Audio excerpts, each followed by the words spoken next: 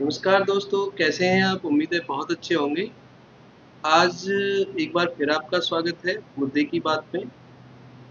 आज का मुद्दा है मुस्लिम शासक और उनकी क्रूरता। आजकल बहस बनी हुई है, छावा जो फ़िल्म है उसके हिसाब से लोगों में चर्चाएँ चल रही हैं। फ़िल्म से तो ख़ैर किसी भी इतिहास को नहीं आंकना चाहिए, फ़िल्म देखकर इतिहास नहीं पढ़ना और रखना चाहिए। लेकिन हमें इतिहास की तरफ अगर हम देखते हैं तो मुस्लिम शासकों ने और मैं तो कहूँगा कि मुस्लिम आक्रमणकारी शासकों ने जो यहाँ की जनता पर, हिंदुस्तान की जनता पर जो जुल्म किए थे, वो इतिहास पढ़ने से साफ-साफ नज़र आते हैं। फ़िल्म देखो मत देखो, उससे कोई फ़र्क नहीं पड़ता है।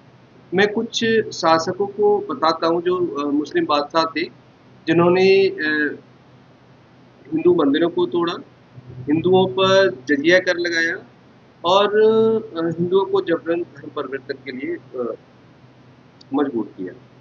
सबसे पहला नाम इसमें आता है महमूद गजनवी का, जो 971 से लेकर 1030 तक रहे। उन्होंने सोमनाथ मंदिर सहित मथुरा, कन्नौज और नगरकोट के मंदिरों को तोड़ा, लूटा और हिंदुओं की हत्याएँ की। उसके बाद नंबर आता है मोहम्मद गोरी का। गौरी 1109 से और 1206 तक कई बार हिंदुस्तान पर आक्रमण करने वाले बादशाह रहे। उन्होंने भी सोमनाथ मंदिर समेत बहुत सारे मंदिरों को लूटा और उन्हें नुकसान पहुंचाया। इसके बाद नंबर आता है कुतुबुद्दीन ऐबक का, जो दिल्ली सहित अजमेर और कई जगहों पर हिंदू, जैन और बौद्ध धर्म के मंदिरों को तोड़ा और उन पे मस्जिदें भी बनाई। उसके बाद जो नंबर आता है हमारा, वो अलाउद्दीन खिलजी का है।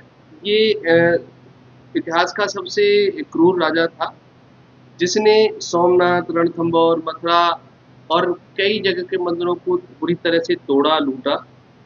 उसके बाद जो नंबर आता है मोहम्मद बिन तुगलक का, जो 1325 से 1351 तक रहा। उसने दक्षिण के मंदिर ज़्यादा तोड़े, खासकर मदुरई के, और उनको लूटा भी। साथ में हिंदुओं की हत्याएँ भी की और बहुत लोगों को धर्म परिवर्तन के लिए प्रेरित किया। उसके बाद नंबर आता है फ़िरोज़ तुगलक का, जो 1351 से लेके 88 तक रहा और जजिया कर का जो जन्मदाता था, असली रूप में ये था। इसने अनेकों मंदिर तोड़े और हिंदुओं पर भारी भरकम जजिया कर लगाया और जजिया इसी की देन रहा। उसके बाद तैमूरलंग आया 1398 में। उसने हज़ारों हिंदुओं की हत्याएँ की और दिल्ली को तहस-नहस कर डाला। साथ में बहुत सारे मंदिर भी तोड़े। अब नंबर आता है मुगलों का।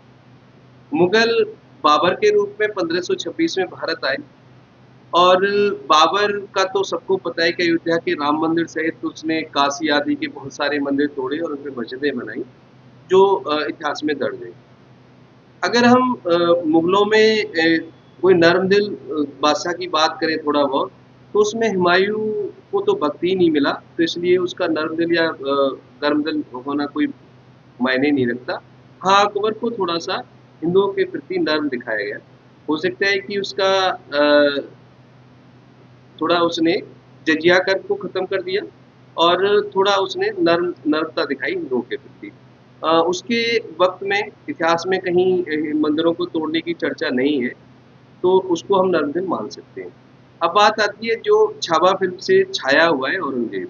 औरंगज़ेब 1658 से 1707 में रहा और उसने फिर से हिंदुओं पे जजिया कर लगाया, भारी भरकम जजिया कर लगाया और बहुत सारे जबरन धर्म परिवर्तन कराए, बहुत सारे मंदिरों को तोड़ा, जिन्होंने जजिया कर नहीं दिया, उन मंदिरों को तोड़ा और वहाँ पे मस्जिदें बनवाई।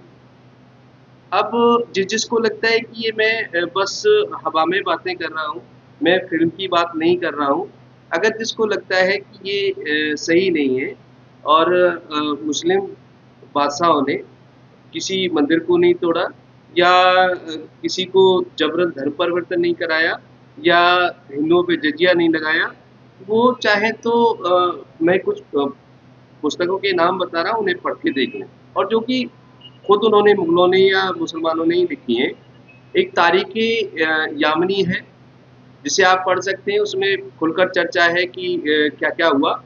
और एक तबक़ात-ए नासिरी है, ताज अल नासिर है, मिन्हाज-ए नासिर है, तारीख़ फ़िरोज़ शाही है, अमीर खुसरो के लिखे हुए बहुत सारे शेर हैं जिनमें ये चर्चाएँ आती हैं।